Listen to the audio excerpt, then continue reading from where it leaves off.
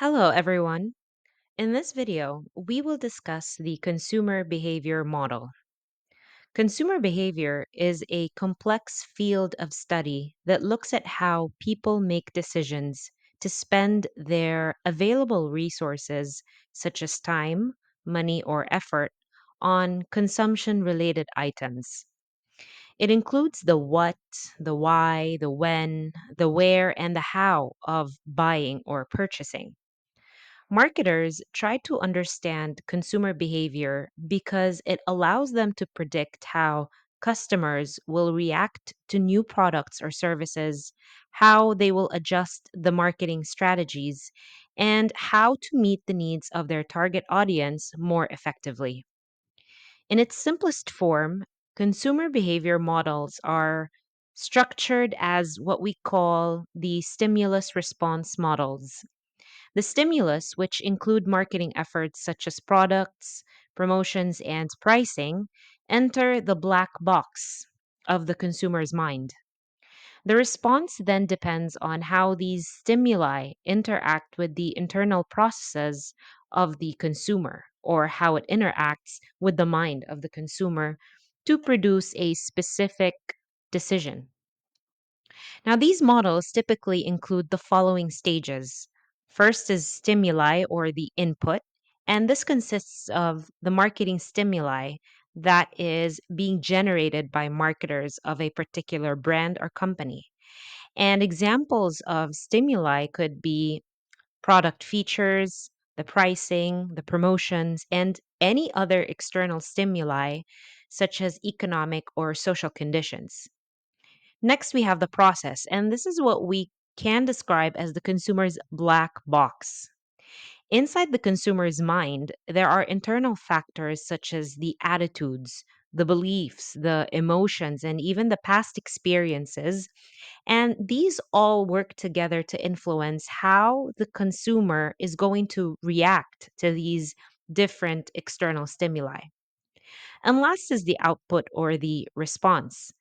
The outcome is the consumer's behavior. And this behavior now is expressed in what they buy, when they buy it, and how they evaluate a post purchase. Understanding this model enables marketers to predict consumer reactions and adjust strategies to better influence decision making. For example, Apple tailors its marketing to appeal not just to the practical needs of users, but also to their emotions, offering products that are very innovative. They also offer a certain kind of a status symbol and also a sense of belonging to an exclusive Apple community. Now let's take a look at how cultural, social, and personal factors can influence consumer markets. Understanding these characteristics is very important because they allow the company or the brand to develop marketing strategies that resonate with different audiences or customers. For cultural factors, we take a look at culture. Now, culture has a profound impact on consumer behavior. When we talk about culture, we mean the broadest determinant of a person's wants and behavior. Every group or society has a culture, and cultural influences on buying decisions can be broad and they can also be very deep. So there's culture, and this refers to the learned values, perceptions, preferences, and behaviors that a group of people share. Culture serves as a fundamental determinant of a person's wants and behaviors. And as people grow up in a society, they absorb basic values from family, friends, and institutions around them. So, for example, Western cultures, they value individualism and personal achievement, which may lead to consumer preferences for unique or personalized products. And we know that this is very different from Eastern cultures that perhaps may veer more towards collectivism. And so they would have a different set of values. Another item under cultural factors is subcultures. Now, subcultures are groups of people with shared value systems based on common life experiences and situations. Subcultures can include nationalities, it can include religions, racial groups, and even geographic regions. And so, for example, here in the Philippines, we have a number of subcultures that may exist in the different islands in the Philippines and the different regions. And so, if a certain brand or company would like to target any of these subcultures, the marketers in that company would have to design specific marketing programs tailored to these different subcultures. Next, we have social class, and this refers to the relatively permanent and ordered divisions in a society whose members share similar values, interests, and behaviors.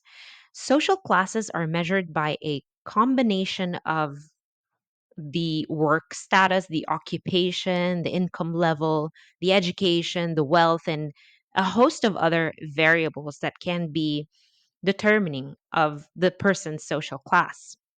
Now, understanding a target audience's social class helps marketers determine where and how to advertise the product for it to be successful and for the audience to be responsive to this advertisement. So, for instance, luxury brands that are well known around the world nowadays, they market their products to higher income classes, and they do so by focusing on exclusivity and status, and that resonates well with the upper social class. There are also social factors, including reference groups, family, social roles, and these all strongly affect consumer behavior. What we mean by reference groups is that these are groups that serve as direct and indirect points of comparison or reference, basically, informing a person's attitudes or behavior. These can be membership groups and which can be defined as the group to which a person belongs, such as their family, their circle of friends, or their coworkers. Or if it's not a membership group, it can also be an aspirational group. And this is a group to which a person does not belong to, but the person aspires to join, such as a prestigious professional group or a particular fraternity, for example. Opinion leaders within these reference groups are individuals who, because of their skills, their knowledge, personality, or the amount of power or influence that they have over others, or some other type of characteristics, opinion leaders have influence over others in these groups.